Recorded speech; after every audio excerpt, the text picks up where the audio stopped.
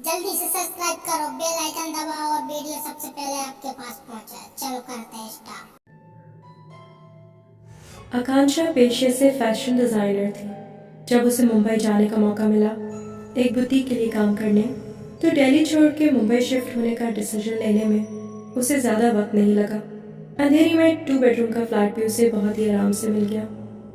Flat उसने semi furnished ही लिया था, क्योंकि उसका अपना भी काफ़ी सामान था, जो पैकर्स ने उसके पहुंचने के 4 घंटे बाद ही पहुंचा दिया था। पूरा दिन तो सामान को अनपैक करने में ही चला गया, लेकिन उसके बावजूद भी काम कंप्लीट नहीं हुआ। बाकी का सामान उसने अनपैक कर लिया और फिर दूसरे कमरे में सोने चली गई। दिन भर थके होने की वजह से अभी आकांक्षा की आंख लगी ही थी कि उसने एक आवाज़ सुनी, जो उस कमरे से आ रही थी जहां अनपैक्ड सामान रखा था।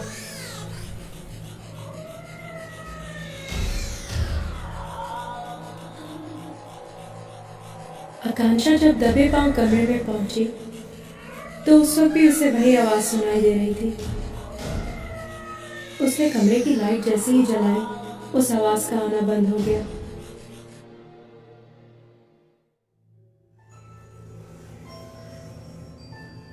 आकांक्षा को लगा कि जो कुछ भी हुआ वो उसका वहम था, इसलिए उसने कमरे की लाइट दोबारा बंद कर दी। पर जैसे ही उसने लाइट ऑफ की, वो आवाज़ दोबारा से उसके कानों में गूंजने लगी। उस वक्त आकांक्षा को यकीन हो गया कि ये उसका वहम नहीं हो सकता। आकांक्षा ने कमरे की लाइट दोबारा जलाई और अपनी नज़र कमरे के चारों तरफ दौड़ाई। फिर अचानक न जाने उसको क्या सूझी कि उसने सामान के सारे बबल रैप्स निकाल के कमरे के बाहर रखे डस्टबिन में फेंक दिए।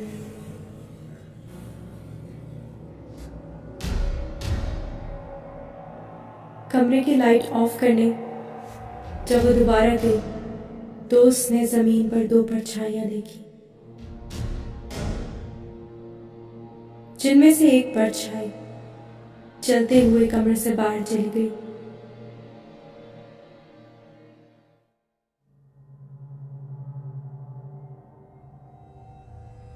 आकांक्षा का गला डर से सूख गया था। वो डर के मारे भागते हुए अपने कमरे में गई और तभी उसकी अम्मी का फोन आया।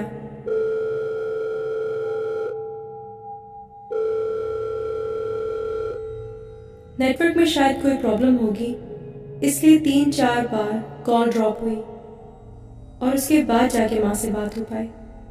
आकांक्षा ने रोते रोते सारी बात अपनी माँ को बताई, जिसे सुन के माँ ने कहा कि बेटा, इसमें घबराने की कोई बात नहीं है।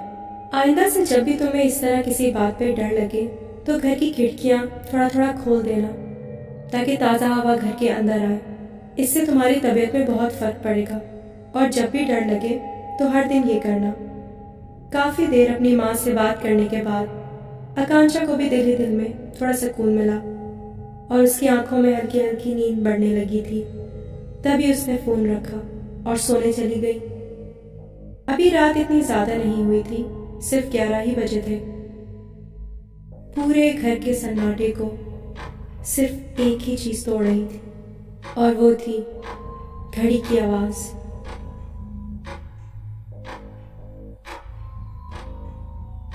कि ठीक उसी वक्त घर की डोरबेल बजी।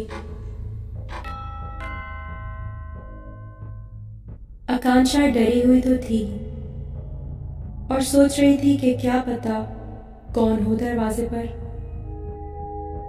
यही सोच के वो दरवाजे तक गई। घर में सिक्योरिटी सिस्टम इंस्टॉल था। उसने जल्दी से जाके सिक्योरिटी मॉनिटर पर देखा तो उसको लगा जैसे बाहर कोई औरत खड़ी है। बाहर काफी अंधेरा था, इसीलिए कुछ साफ दिखाई नहीं दे रहा था। बाहर कौन है ये देखने के लिए आकांक्षा ने दरवाजे के बाहर की लाइट जलाई। पर जब उसने लाइट जलाई तो अब बाहर मॉनिटर पर कोई नहीं दिखाई दे रहा था। आकांक्षा ने जैसे ही बाहर की लाइट स्विच ऑफ की, उससे मॉनिटर पर फिर से बाहर खड़ी कोई औरत दिखाई दी और साथ ही कानों में डोरबेल की आवाज।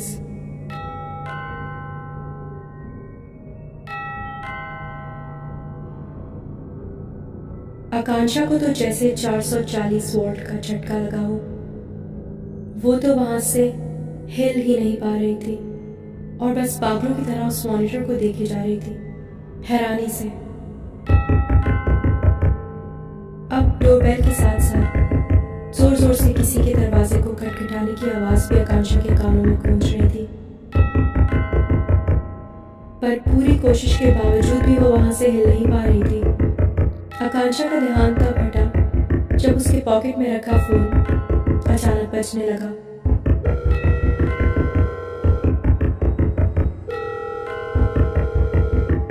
फोन आकांक्षा की माँ का था। आकांक्षा ने जैसे ही फोन उठाया, डोरबेल की आवाज और दरवाजे को खटखटाने की आवाज अचानक बंद हो गई।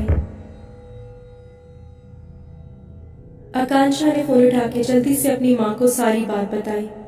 आकांक्षा बहुत ज्यादा घबराई हुई थी और उसकी आवाज तो जैसे डर के मारे कांप रही हो। आकांक्षा की माँ ने आकांक्षा की हालत को देखते हुए कहा कि बेटा, इस तरह घबराने से कुछ नहीं होगा, तुम्हारी तबीयत और खराब हो जाएगी। इस बात से फौरन अपना ध्यान हटाओ। शायद तुम बहुत ज्यादा थकी हुई हो, इसीलिए तुम्हारे जहन में अजीबोगरीब ख्यालात आ रहे हैं। रात बहुत हो चुकी है, बस फौरन अपने कमरे में जाओ, सोने की कोशिश करो और अब अपने कमरे से बाहर मत निकलना। आकांक्षा फौरन से अपने कमरे में गई और उसने अपनी माँ से कहा कि पर आपने इस टाइम पे फोन क्यों किया? तो माँ ने कहा कि पता नहीं क्यों मेरा दिल घबरा सा रहा था। मुझे ऐसे लगा कि जैसे तुम किसी मुसीबत में हो, इसलिए मैंने तुम्हें फोन कर लिया। सारी रात आकांक्षा की आंखों से नींद गायब थी। बड़ी मुश्किल से आकांक्षा की आंख लगी। अगले दिन सुबह उठकर आकांक्षा ने पहला काम ये किया कि घर के सारे कमरों की खिड़कियां खोल दी और उसके बाद बेफिक्र होकर उसने सारा सामान अनपैक किया और दोपहर तक चीजें सेटल करके टीवी देखते हुए सिलाई मशीन पर सिलाई का काम करने लगी। टीवी पर आकांक्षा का फेवरेट शो आ रहा था, जिसे देखने में आकांक्षा इस कदर खो गई थी कि कब टीवी देखते देखते उसकी उंगली सिलाई मशीन में आ गई, उसे पता ही नहीं चला। आकांक्षा के मुंह से चीख निकल गई और वो दौड़ती हुई वॉश बेसिन तक गई।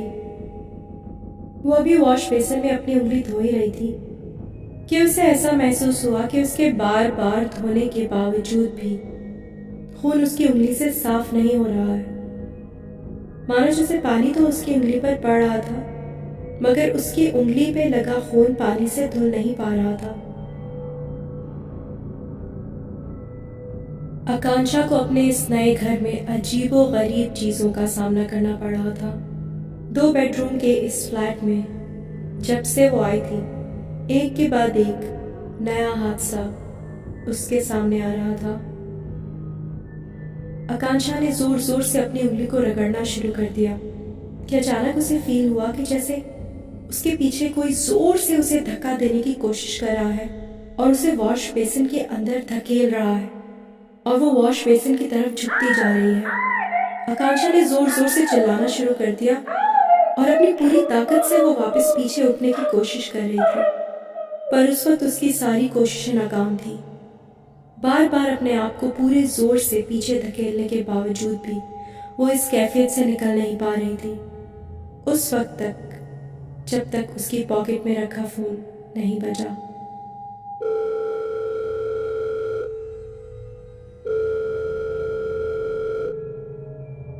फोन बजने के साथ ही सब कुछ वापस नॉर्मल हो गया। आकांक्षा भागते हुए कमरे में गई और फोन उठाया। फोन फिर से उसकी माँ का था। आकांक्षा ने रोते रोते अपनी माँ को सारी बात बताई। ये सुनते ही उसकी माँ ने कहा कि आकांक्षा, तुम फिक्र मत करो, मैं 2 दिन में वहां पहुंचने की कोशिश करती हूँ। ये सुनकर आकांक्षा की जान में जान आई। उस वक्त तक आकांक्षा की उंगली से खून निकलना बंद हो चुका था।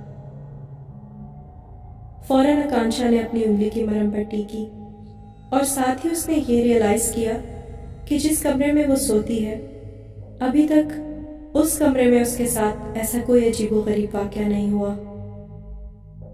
बस इसी एक बात का सुकून था उसे। फिर उसी दोपहर को वो सोने चली गई।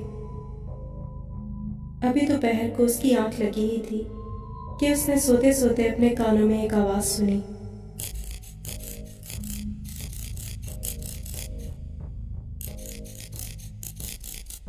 आकांक्षा बहुत नींद में थी। सोते सोते ये आवाज सुन के उसे महसूस हुआ कि जैसे वो कोई ख्वाब देख रही है। पर जब नींद से उसकी आंख खुली तो अपने हाथ में कैंची देख के वो पूरी तरह से चौंक गई थी। उसने अपने बेड की साइड टेबल पर रखे हुए लैंप को ऑन किया तो उसके पैरों से जैसे जमीन निकल गई। पूरे कमरे में बाल ही बाल बिखरे पड़े थे। आकांक्षा के चेहरे पे खौफ तारी हो गया। उसने जल्दी से अपने सर पे हाथ फेरना शुरू कर दिया तो उसके लंबे खूबसूरत बाल उसे जगह जगह से कटे हुए महसूस हुए। अपना ऐसा हाल देख के वो पागलों की तरह चीखने लगी और जोर जोर से रोने लगी। तभी उसकी माँ का फोन आया।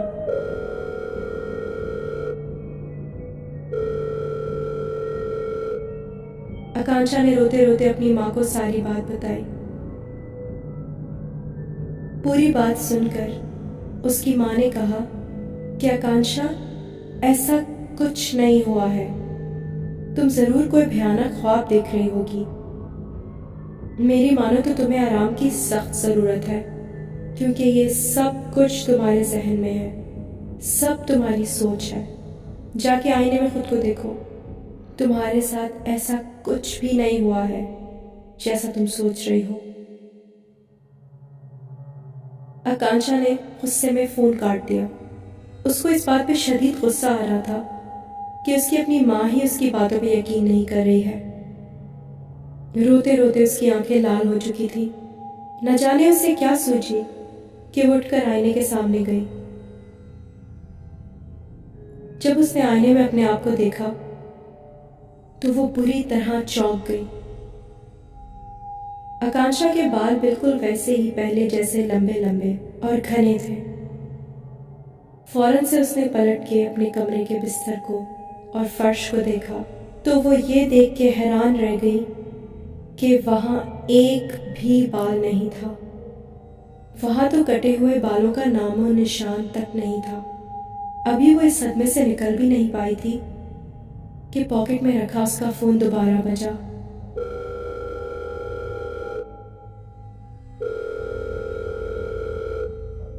इस बार फोन आकांक्षा के डैड का था, जो उसकी आवाज सुनते ही समझ गए थे कि कुछ तो है जो सही नहीं है। उनके पूछने पर आकांक्षा ने उन्हें सारी बातें बताई और ये भी बताया कि अगर मॉम नहीं होती और ठीक वक्त पे उनका फोन नहीं आता तो शायद वो इन्हीं मुसीबतों में अटकी रहती। ये सुनते ही आकांक्षा के डैड ने एकदम चीखते हुए गुस्से से आकांक्षा को कहा, आकांक्षा, कितनी बार मैं तुम्हें समझाऊंगा, तुम क्यों नहीं इस चीज को मान लेती कि तुम्हारी माँ मर चुकी है। हाँ, ये अच्छा है कि तुम्हारी माँ हमेशा तुम्हारे साथ है, तुम्हारे ख्यालों में, मगर इस तरह एक मरे हुए इंसान को हकीकत का नाम देना तुम्हें पागल कर देगा। ये तुम्हारी बीमारी बनता जा रहा है। मैं हर दिन तुम्हें इस तरह पागलों की तरह नहीं समझा सकता कि तुम्हारी माँ मर चुकी है, मान लो ये बात। आकांक्षा ने रोते रोते फोन डिस्कनेक्ट किया और उसके बाद अपनी रिसीव्ड कॉल्स की लिस्ट चेक की तो उसमें माँ का कोई नंबर ही नहीं था। अपनी इन्हीं उलझनों में आकांक्षा मजीद उलझती चली जा रही थी। जो कुछ भी उसके साथ हो रहा था ये समझने की कोशिश करने लगी, पर लाख कोशिशों के बावजूद भी उसको कुछ समझ नहीं आ रहा था। उसने रात का खाना भी नहीं खाया और भूखे पेट ही सो गई। पूरे कमरे में दोबारा एक अजीब सी आवाज गूंजने लगी। जो आकांक्षा अपने कानों में साफ साफ सुन पा रही थी। ये आवाज उसके फ्लैट के सेकंड बेडरूम से आ रही थी। आवाज बढ़ती जा रही थी। आकांक्षा ने हिम्मत की और उठ के दूसरे कमरे की तरफ गई। आकांक्षा ने डरते डरते कमरे की लाइट जलाई तो आवाज तो बंद हो गई, पर उसकी नजर जब जमीन पर पड़ी तो उसने जमीन पर दो परछाइयां देखी। वो डर के मारे भागते हुए अपने कमरे में गई और अभी उसने अपने कमरे का दरवाजा बंद किया ही था कि पॉकेट में रखा उसका फोन बज उठा।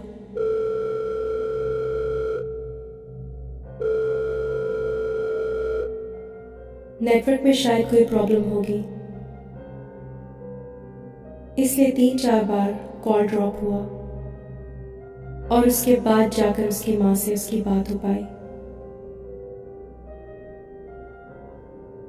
आकांक्षा ने रोते रोते अपने साथ हुई सारी बात अपनी माँ को बताई, जिसे सुनकर माँ ने कहा कि आकांक्षा, इसमें इतना घबराने की कोई बात नहीं है।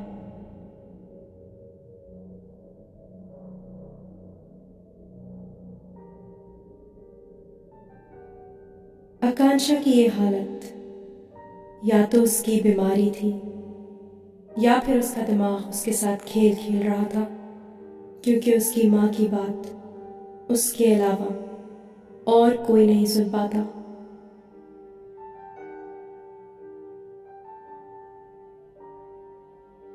इंसान का दिमाग वही सच मानता है जिसको वो खुद सच मानना चाहता है।